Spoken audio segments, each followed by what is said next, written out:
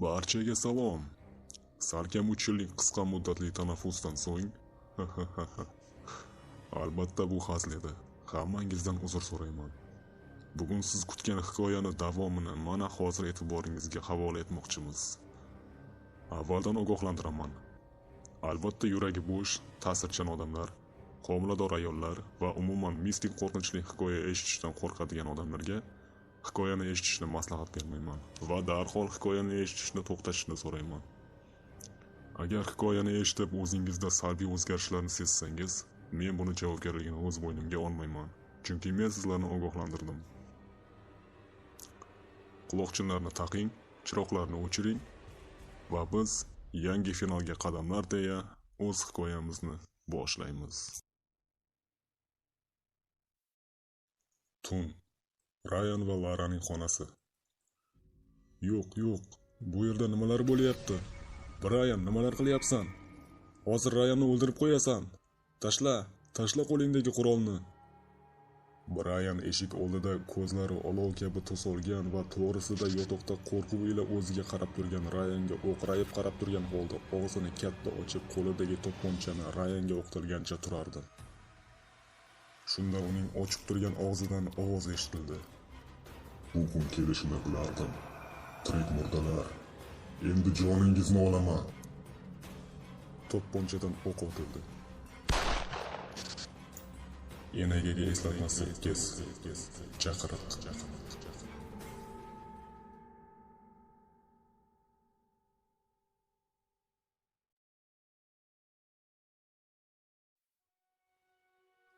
Soat tungi 12.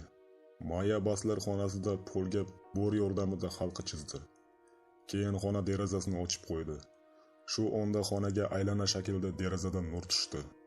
Maya darhol qandaydir qutidan bir buyumni oldida bordan chizilgan halqa markaziga tizzalab o'tirdi va derazaga qaradi. Osmondagi to'lin oy atrofidagi yumaloq oq chiziqli halqa ko'ringan zahoda qandaydir duolarni o'qidi-da, asta shivirlab, "Warren, seni sog'indim. Seni ko'rgim kelyapti. Men seni chaqiraman", deya oy atrofidagi halqa ko'ringan zahoda qo'lidagi surni bor kuchi bilan pufladi. Esingizda bo'lsa 7-qismida hikoya boshida sur ovozi eshitilgandi.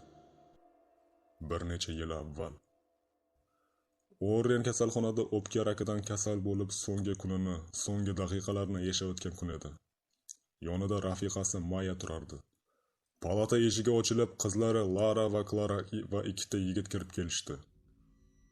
Ular otasi bilan so'nggi bor xayrlashishdi va ikkita yigit Warren bilan tanishib, xayrlashish uchun yonlariga kelib, ikkalasi ikkala qo'lidan ushlab gaplashib so'nggi so'zlarni aytishdi. "Janob Warren, men Brianman. Men Ryan."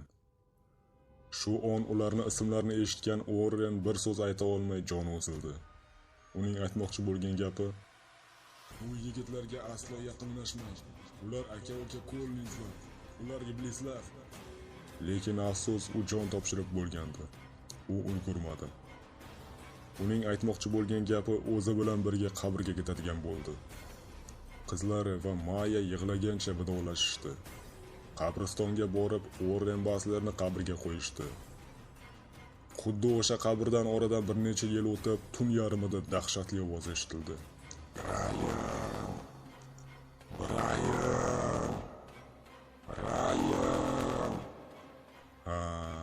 Ota ruhi norozi edi. Bugungi kun yarim tun edi. Maya surni chaldi. Atrof jimjit. Bor vujudi bilan Warrenni shu yerdaligini his qilishga urindi, lekin hamma yoq suv quygandek jimjit edi. Maya umidsiz holda joyiga borib yotdi. Birinchi va so'nggi urinishim o'xshamadi. Ekstrasens ayol bir chaqirganda keladi degandi. Aldabdi-da. Sekin ko'zini yumdi-yu uxladi. Tun.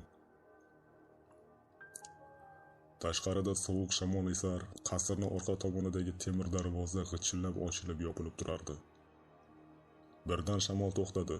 Daraxtlar chayqalishdan, barglar shitirlashdan to'xtadi. Xuddi o'rmonga qarab ketgan yo'ldan kimdir yoki nimadir qasr tomon kelayotgandek edi.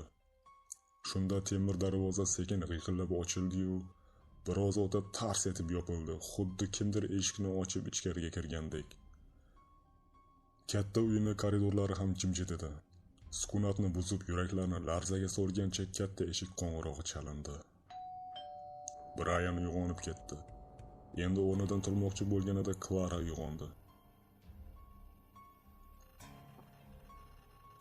Eshik jiringladimi? Tun yarmida. Sen yotaver, men tekshirib kelaman. Ehtiyot bo'l. Brayan xonasidan chiqdi. Yo'lak qorong'u edi. Yo'lak chirog'ini yoqmoqchi bo'lganida chiroq bir-ikki marta lipilladi-yu o'chib qoldi. Keyin telefon fonari bilan pastga tushdi. Hamma yoq suv quygandek jimjit edi. Sekin kirish eshigi oldiga borib so'z qotdi. Tashqarida kim bor? Ammo jimjit. Brayan jimlikdan so'ng yana bir necha bor savol berdi, ammo sukunat. Sekin o'rtaga qaytdi. Zinadan ko'tarilayotgan zahoti eshik sekin g'iyqillab ochildi. U g'iyqillash Brayanni titratib yubordi. U zina o'rtasida turib eshikka qaradi. Eshik lang ochiq, ammo hech kim ko'rinmasdi. Eshikka qarab turardi. Brayan eshikni yo'q. Yurakni titratuvchi ovozdan Brayan zinadan qulab tushdi. Bu ovoz Brayanning yonidan, ya'ni quloq tagidan chiqqandi. U polga qulab tushdi. Birozdan so'ng hushidan ketdi. Erta tongdan Klara Brayanning joyida yo'q ekanligidan hayron bo'lib o'rnidan turdi. Eshik oldiga kelganida pastdan "Klara, bu yoqqa kel" degan xavotirli ovoz eshitildi. Bu uning onasi edi. Qizini chaqirayotgandi. Klara zudlik bilan pastga tushganida Brayanning birinchi qavatda polda yotganini ko'rishdi.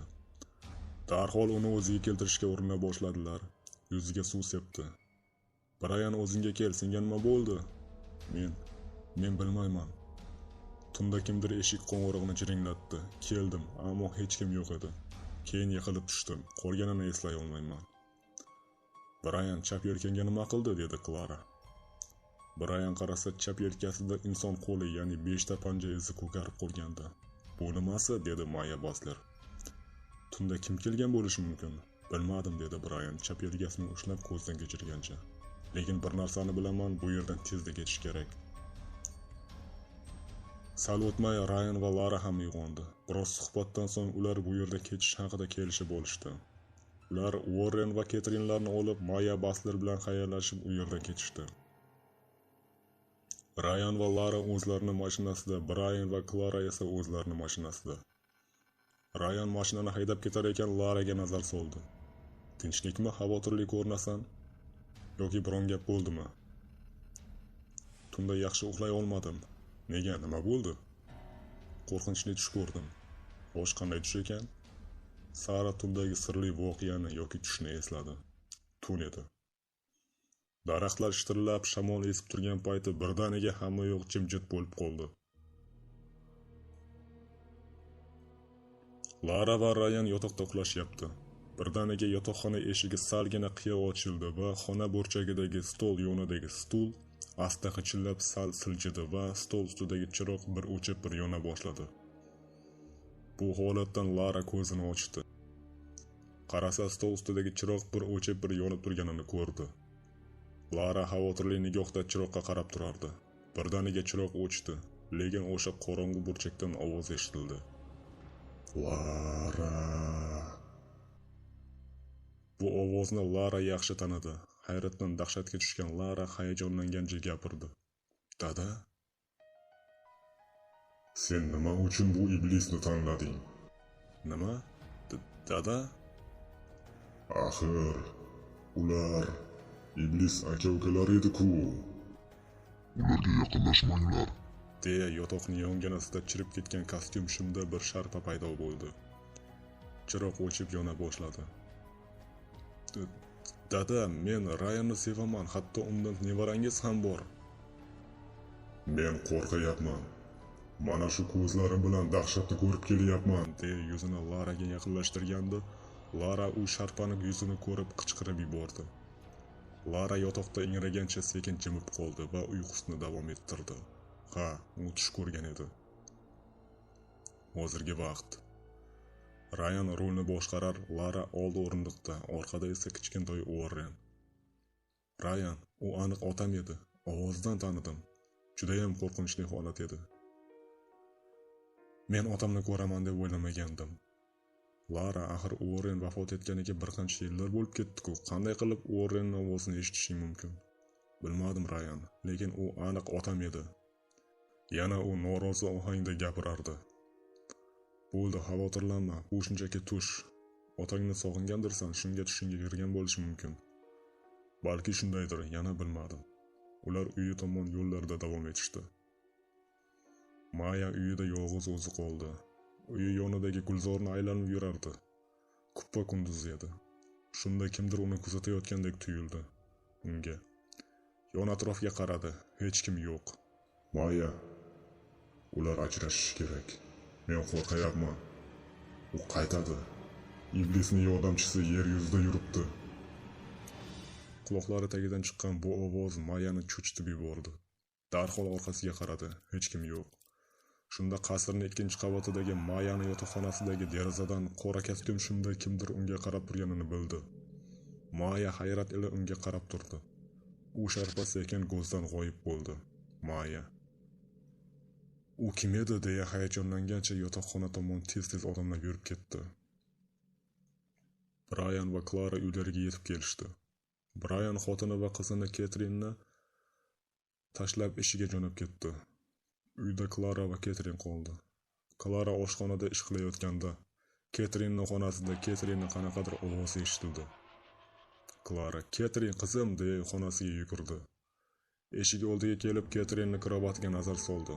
U Claraga qarab katta ko'zlari bilan ma'noli qarab turardi. Lekin Clara eshik yonida turganida orqasida kimdir turganini payqamadi. Sen uni tanlab katta xato qilding. Clara qo'rqib ketib ortiga o'girildi. Hech kim yo'q. Shunda Ketrin yig'lay boshladi. Birdan Ketringa qaradi. Qora kostyum shim kiygan sharpa Claraga orqa o'girib Ketrinning boshini ushladi. Agar ular o'zlariga yetishmasa, men ularni jahannamga jo'nataman. Clara baqirib yerga o'tirib qoldi. Ko'zlarini chirt yumdi. Biroz o'tib ko'zlarini ochdi. Ketrinning oldida hech kim yo'q. Clara xavotirli ohangda Brianga qo'ng'iroq qilmoqchi bo'ldi-yu, lekin telefon ishlamay qoldi. Clara Ketrinni mahkam quchib o'zi bilan pastga olib ketdi. Sam va Sara Collinslar koshonasi. Sam korxonasida ishda o'tirardi. Biroz horg'inlikni his qilgan Sam stol ustidagi oilaviy rasmga bir qarab jilmayib qo'ydi. Xudoga shukr, oilam tinch, farzandlarim sog'-salomat bag'rimda. Keyin yana ishni davom ettirmoqchi edi, shishali rasm ramkasi yerga tushib chil-chil sinib ketdi. Bundan cho'chib ketgan Sam hayratdan yo'qoshladi. Shunda Saraga qo'ng'iroq qilib ko'rmoqchi bo'ldi. Ularga bir nima bo'ldimi deya xayolidan o'tkazdi. Sam Sara bilan gaplashib, hammasi joyida ekanligini bildi va mayli, bilmay tegib ketgandirman deya o'zini xotirjam his qilib ishida davom etdi. Sara Sam bilan gaplashib bo'lgach, uyida film tomosha qilib o'tirgandi. Shunda o'g'li Ryanning bolaligidagi xonasidan taqillagan ovoz eshitildi. Sara diqqat bilan quloq soldi. Yana qanaqangidir yog'och eshikni tirnalayotgan ovoz ham eshitila boshladi. Sara hayron qolgancha o'rnidan turib Ryanning xonasiga yo'l oldi.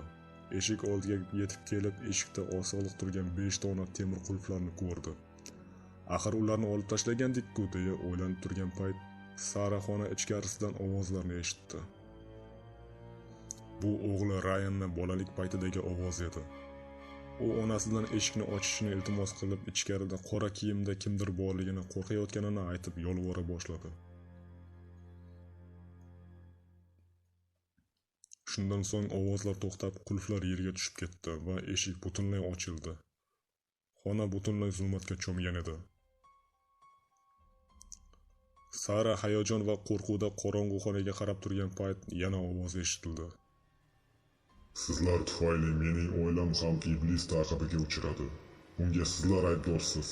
Barchangizni yo'q qilaman. O'zim bilan jahannamga olib ketaman, deya Sarani ko'z o'ngida eshik yana yopildi. Sara qo'rqib ketib pastga yugurdi.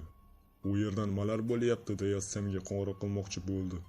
Lekin uni xavotirga solgisi kelmadi. Balki charchaganim sababli qulog'imga eshitilgandir deya bu fikridan qaytdi. Brian yo'lda mashinada ketib borarkan, xayolidan tungi bo'lgan hodisa ketmasdi. Mashinani yo'l chetiga to'xtatib, Rayanga qo'ng'iroq qildi. Rayan, bilmadim nima uchun, lekin ko'nglim nimagadir g'ash. Tundagi voqeani esladim. Nima bo'ldi, Brayan? Hammasi joyidami? Rayan, ya'ni iblis qaytgan bo'lsa-chi? Nimagadir hech xayolimdan ketmayapti. Brayan, bo'ldi, barchasini unut. Endi biz ozodmiz. Hammasi joyida, shunchaki sen barchasini unutishga harakat qil. Endi bizga hech narsa zarar yetkaza olmaydi. Ishqilib shunday bo'lsin-da, Rayan. Oradan bir necha soat vaqt o'tdi. Lara o'z ishlari bilan band edi. Shunda hovlidagi arg'imchoqni tebralayotgan ovozi uni diqqatini tortdi. U sekin derazadan tashqariga qaradi. Havo bulut, yomg'ir yog'a boshladi. U shamol bo'lmasa-da tebranib turgan arg'imchoqqa qarab turgan payt uy telefoni jiringlab qoldi. Cho'chib tushgan Lara tezda go'shakni ko'tardi. Alo, eshitaman. Jimlik. Kim bu, gapirsangizchi? Nariga tomondan sekin-asta odamlarning ohtodi, azoblanayotgan ovozlari eshitildi. Xuddi kimlardir odamlarni tiriklayin azoblayotgandek. Kimsiz, javob bering. Bilasanmi, bu yer nihoyatda qaynoq va dahshatli. Bu yerda u ham bor. Agar Rayan va Brayandan uzoqlashmasangiz, u sizlarni ham bu yerga olib keladi.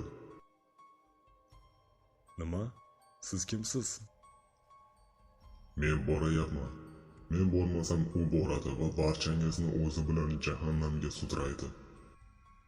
Qiyshuv ovozlari. Jin ursin. Nimalar bo'lyapti bu yerda, deya Lara trubkani joyiga ildi. U o'ylana boshladi. Kimdir men bilan hazillashyaptimi? U kim edi? U Rayan va Brayanni qayerdan taniydi? Nahotki u otamning ovozi bo'lsa? Maya Basler uyi. Maya xonasiga yetib keldi. Deraza oldini qaradi, hech kim yo'q. U yotib uxlab dam olishni ma'qul ko'rdi va joyiga yotdi. Tush ko'rdi.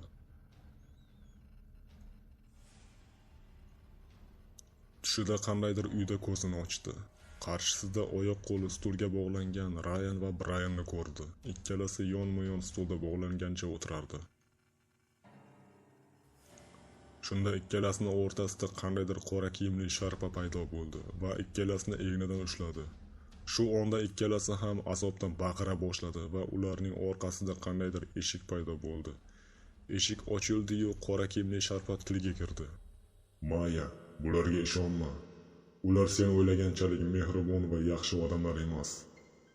Ular meni o'lgunimcha qo'rquvda yashashga mahkum qildi.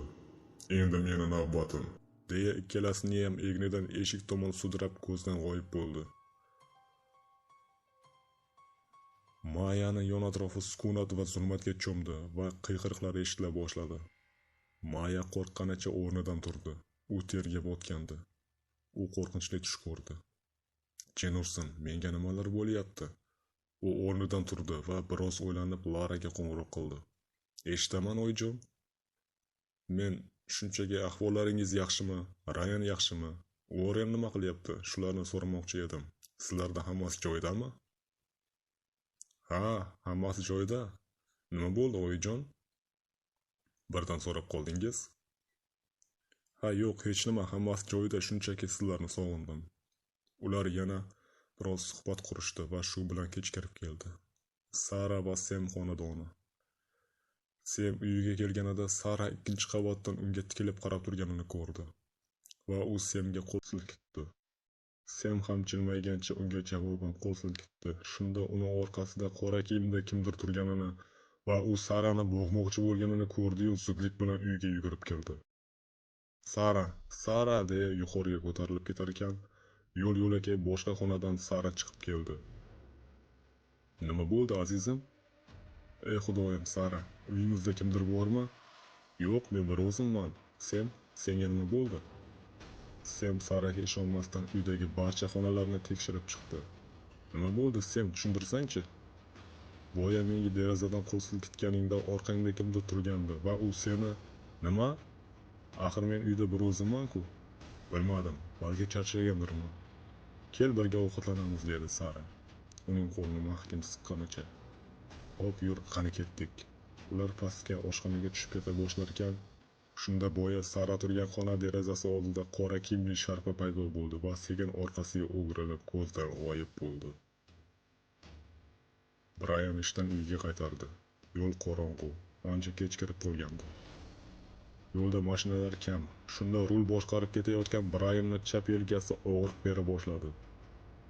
Ertalabki inson panjasi izi sekin og'riq bera boshlagandi. Brayan mashinani to'xtatib, ko'kargan izini ushlab ko'rdi. Jin ursin, nimalar bo'lyapti? Shunda mashina uchib qoldi. Brayan hayron qolgancha mashinani qayta va qayta o't oldira boshladi. Lekin foydasi bo'lmagach, mashinadan tushdi va old kapotni ochdi. Tekshirayotgan mahal uni kimdir chaqirayotgandek tuyuldi. U boshini ko'tarib yon-atrofga alangladi. Shunda uni yo'lni qarama-qarshi tomonda o'z otasi Sem chaqirayotganini ko'rdi. Otasi unga termilib qarab turardi. "Dada, siz bu yerda nima qilyapsiz?" deya yo'lni kesib o'tmoqchi bo'lganida chap tomondan mashina kelib qoldi va u Brayanni urib ketishiga sal qoldi. Brayan o'zini chetga otdi. Mashina o'tib ketgach qarasa, Sem yo'q edi. Brayan hayratda mashinasiga o'tirdi va mashinani o't oldirdi. Va harakati zoye ketmadi. Mashina o't oldi. Jin ursin, judayam g'alati ishlar sodir bo'lyapti deya yana yo'lda davom etdi. Klara uyida kechki ovqat tayyorlab, eri Brayanni kutib o'tirardi. Shunda eshik taqillagandek bo'ldi. Brayan yetib keldi degan xayolda u eshikka bordi va eshikni ochdi. Lekin eshik ortida hech kim ko'rinmadi. U yon-bo'yonga qarab eshikni yana yopdi. Sekin oshxonaga yo'l ola boshlarkan yana eshik chiringladi. Sekin borib eshikni glazogdan qarab ko'rdi. Kim bunaqa hazillashyapti? Glazogdan qaragan Klara eri Brayanni mashinadan tushib kelayotganini ko'rdi. Jilmayib qarab turarkan, erini ortidan qora kiyimli sharpa uni bo'ynidan ushlab bo'g'moqchi bo'lganini ko'rgan Klara zudlik bilan eshikni ochdi. Nafasi ichiga tiqilgan Klarani eri Brayan sog'-salomat qarshi oldi. "Klara, senga nima bo'ldi? Nimadan bunchalik qo'rqib ketding? Yuzing oqarib ketdi? Axir hozirgina orqangda kimdir turgandi." "Nima?" deya Brayan yon-atrofiga qaradi. "Klara, sen charchagandirsan, balki ichkariga kirarmiz, qornim och qoldi." "Klara, oy azizim, men yaxshiman, qara, bu yerda ikkalamizdan boshqa hech kim yo'q. Xo'p, yur qani ichkariga." Rayan ishxonasida o'tirardi. "Hujjatlarni yozib tugatdim. Endi uyga qaytsam ham bo'ladi. Lara meni kutib o'tirgan bo'lsa kerak." U paltosini egniga ilib o'rnidan turib yo'lakka chiqdi. Mashinalar turadigan joyda, ya'ni avtoturargohda u mashinasi yoniga kelib, endi mashinasiga o'tirib o't oldirganda mashina orqa kamerasi orqada kimdir turganini ko'rsatdi. Rayan monitorga tikilib qaradi. U sharpa qimir etmay turgandi. Rayan orqani ko'rsatadigan oynaga qaraganda orqada hech kimni ko'rmadi va ko'zi mashina old tomoniga tushdi. Orqadagi sharpa mashina oldida turardi.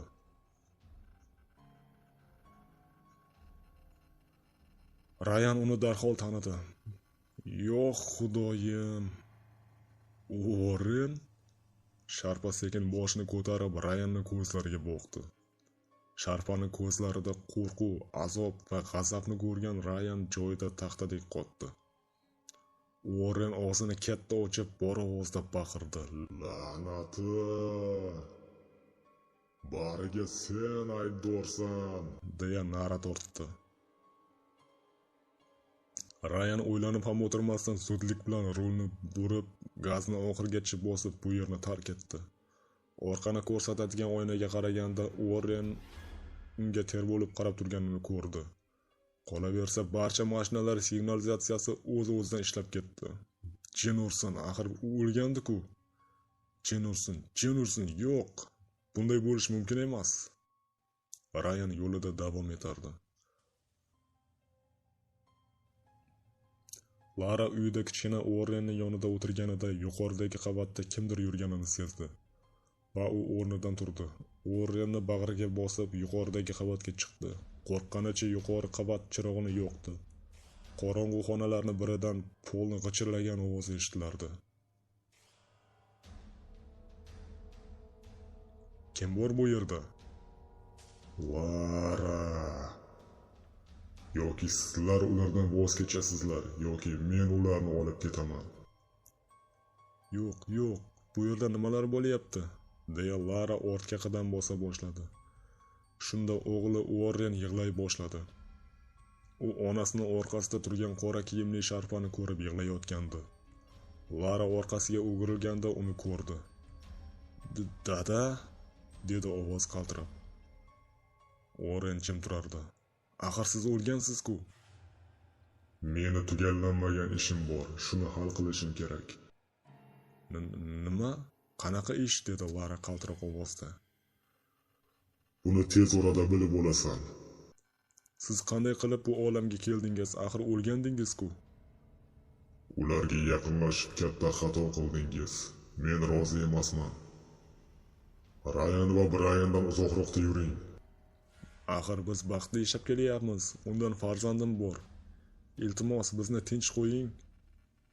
Sen otangga qarshi chiqyapsanmi? Deya o'shqirgancha uning yonida paydo bo'lganida tashqari eshik ochilib, Rayan kirib keldi. Shu ondayoq hamma yoq suv yegandek jimjit bo'lib qoldi. Lara yig'lab Rayanni bag'riga otildi. "Lara, nima bo'ldi? Nimaga yig'layapsan?" "Ha, tushunarsiz va g'alati voqealar kun sayin ortib bormoqda edi. Ertasiga ham shunday voqealar sodir bo'ldi. Qizlari boshidan kechirayotgan bu hodisalarni onalari Maya bilan bo'lishdi. Unga bor gapni aytib berishdi. Maya Basler qizlari va kuyovlarini bunday notinch hayot kechirayotganidan xavotirlana boshladi. Nahot Uorren bu olamga tashrif buyurib, ularga xavf tug'dirayotgan bo'lsa? Uning xayolida shu o'ylar tinchlik bermasdi. Men uni shu maqsadda chaqirganmidim. Men xato qildim shekilli. U telefonni qo'liga oldi va qandaydir raqamlarni terdi. "Salom, Entoni." "Ha, salom, Maya." Biroz suhbatdan so'ng Maya unga "Iltimos, uchrashib gaplashib olaylik, muhim gapim bor" dedi. Entoni: "Xo'p, bugun uyingga boraman. Nima gap bo'lsa ham yuzma-yuz gaplashib olamiz. Axir do'stimdan qolgan yagona eng yaqin insonimsan." "Xo'p, kutaman." Tushlikka yaqin Anton, ya'ni Entoni Maya Baslerni uyiga yetib keldi. Ko'rishib olishgach, biroz suhbatdan so'ng choy ustida Maya gap boshladi. "Bilasanmi, Uorren olamdan o'tganiga mana bir qancha yillar bo'ldi. To'g'risi undan ayrilganimga haliyam ishonmayman. Uni sog'inyapman.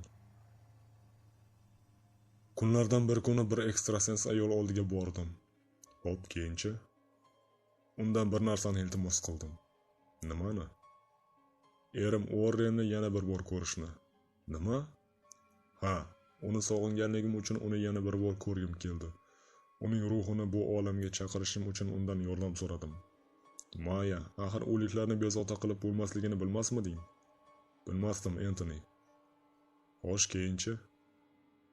"U menga qanaqadir kitob va qanaqadir duolarni o'rgatdi. Qandaydir ritual o'tkazishimni so'radi.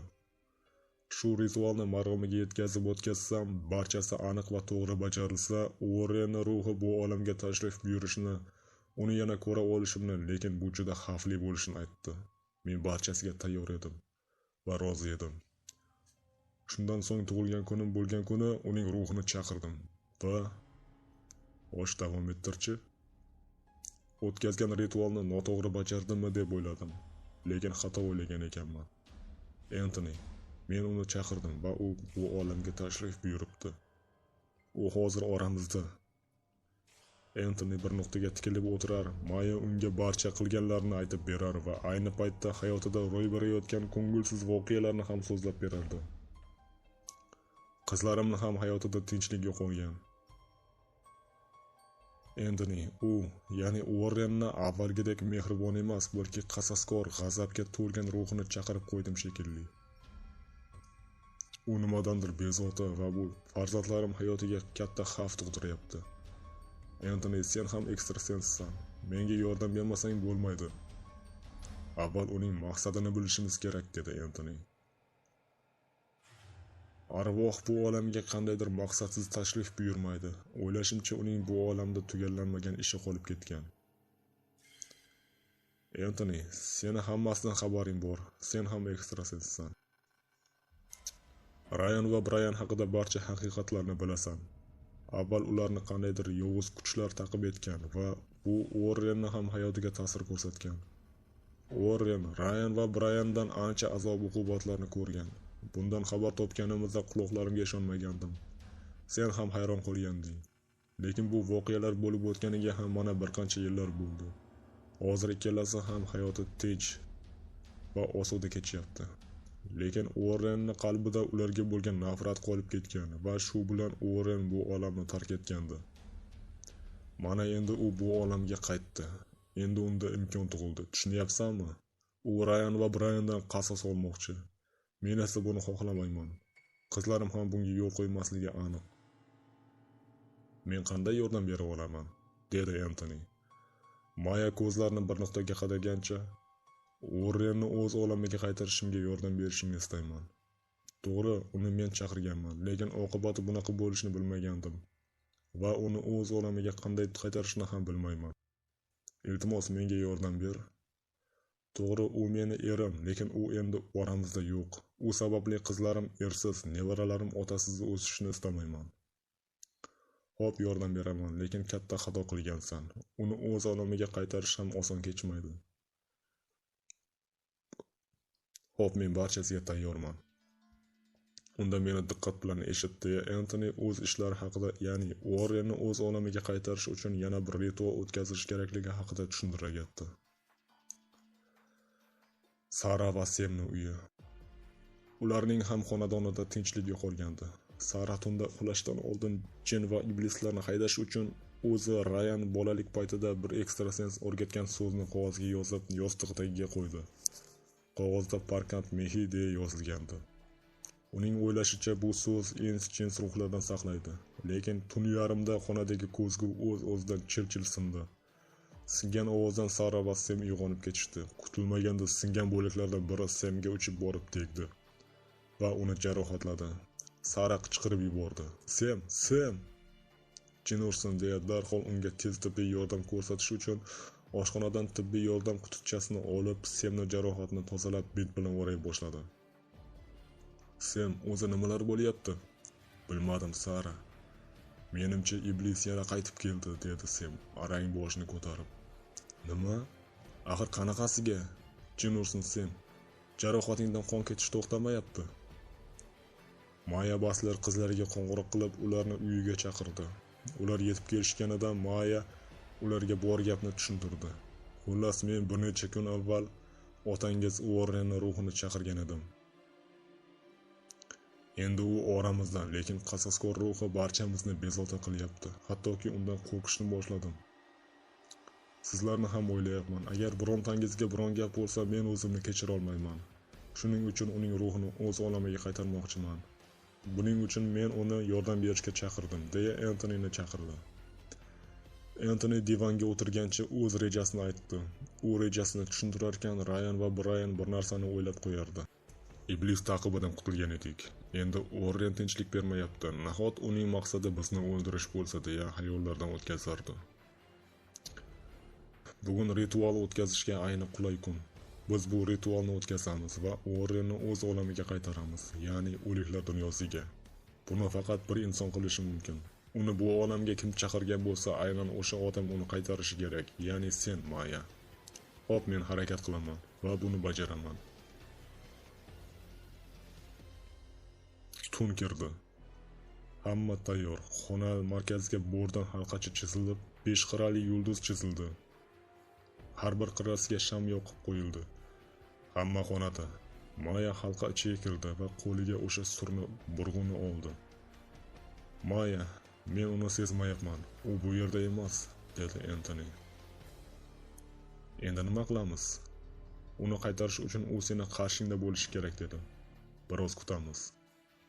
Biroz vaqt o'tdi, lekin haligacha Warrendan darak yo'q. Menimcha u bugun kelmaydi. U bizni rejamizdan xabar topdi, dedi Anthony. U maqsadini amalga oshirish uchun bor kuchi bilan harakat qilayotganga o'xshaydi. Endi nima qilamiz, dedi qizlari va kuyovlari. Kutishdan boshqa choramiz yo'q. Ular kutishdan charchab o'z xonalariga ko'tarildi. Tun yarim edi. Klara va Brayan yotoqlarda uxlashayotganda Brayanning tepasida Uorren paydo bo'ldi va uning bo'g'zidan ushlab chap yelkasidagi panja izini ushlagancha uning ochiq qolgan og'zidan Brayanning ichiga kirib oldi. Klara hech nimani sezmadi. Brayan ko'zlari katta-katta ochilgancha o'rnidan turdi. Uning ko'zlari lovullab yonayotgan olov singari sap-sariq edi.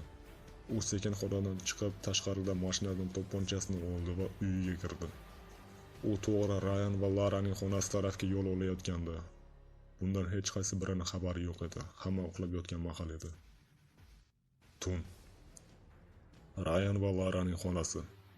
Brayan eshikdan kirgan zahoti to'pponchasini Rayanga qaratdi. Shunda Lara qandaydir ovozdan uyg'onib ketdi. Qarshisida ko'rib turgan manzarasidan dahshatga tushdi. Bu ovozlardan Rayan ham uyg'ondi. Yo'q. Bu yerda nimalar bo'lyapti? Brayan, nimalar qilyapsan? Hozir Rayanni o'ldirib qo'yasan. Tashla qo'lingdagi qurolni. Brayan eshik oldida ko'zlari olov kabi tus olgan va to'g'risida yotoqda qo'rquv ila o'ziga qarab turgan Rayanga o'qrayib qarab turgan holda og'zini katta ochib, qo'lidagi to'pponchani Rayanga o'qtalgancha turardi. Shunda uning ochiq turgan og'zidan ovoz eshitildi. Bu kun kelishini bilardim. Tirik murdalar, endi joningizni olaman.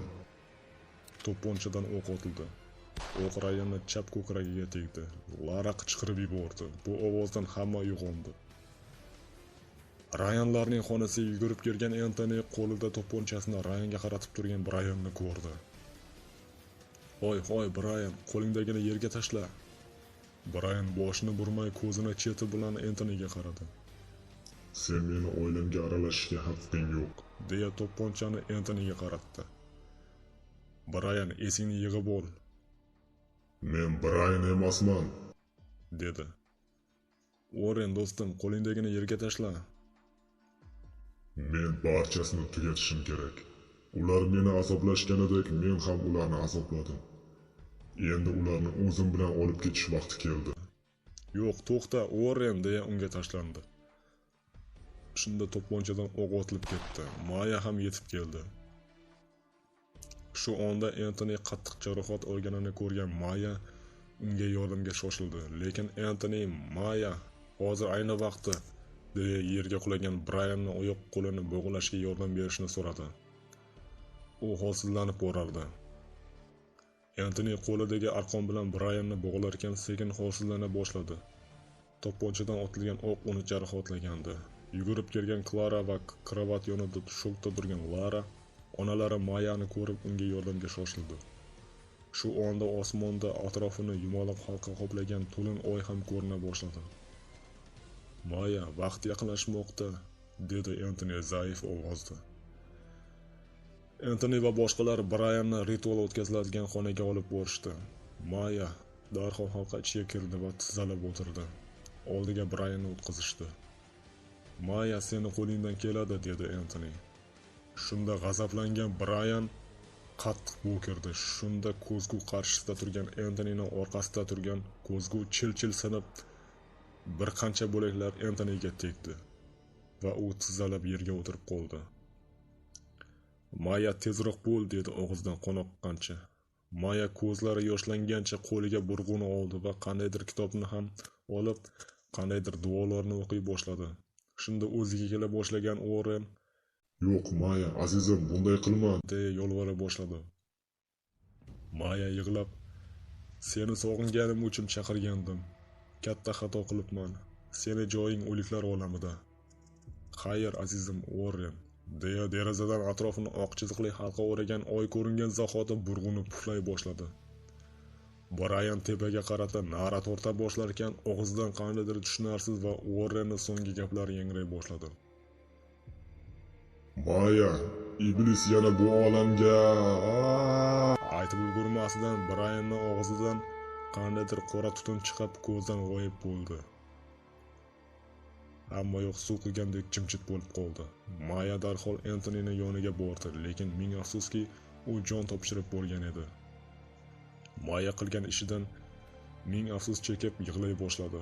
Qizlari Lara va Klara o'zlariga kelishdi va onalari yoniga borishdi. Birozdan so'ng Brayan ham o'ziga kelib, menga nima bo'ldi deya o'rnidan turdi. Hamma unga qaradi. Brayan Entonining yoniga bordi. Uning jonsiz tanasini ko'rib dahshatga tushdi va uning xayoliga bir inson keldi. Rayan deya yugurganicha Rayanning xonasiga yo'l oldi. Borib qarasa, Rayan qonga belangancha yotardi. Bor ovozda baqirib Rayanni o'ziga keltirishga harakat qila boshladi. Xayriyatki, u tirik edi. Brayan tezlikda Rayanni egniga olib uydan chiqdi va mashinasiga Rayanni orqa o'rindiqqa yotqizib, bu yerdan ketishdi. Klara bu voqealardan so'ng qattiq stress holatiga tushdi va o'sha yerda hushidan ketdi. Shu tariqa Uorrenning hikoyasi shu tarzda yakun topdi. Qadrdonlarim, endi Uorren hech qachon qaytmaydi. Va mana siz turganingizdek, enagaga eslatma 8 o'z nihoyasiga yetdi.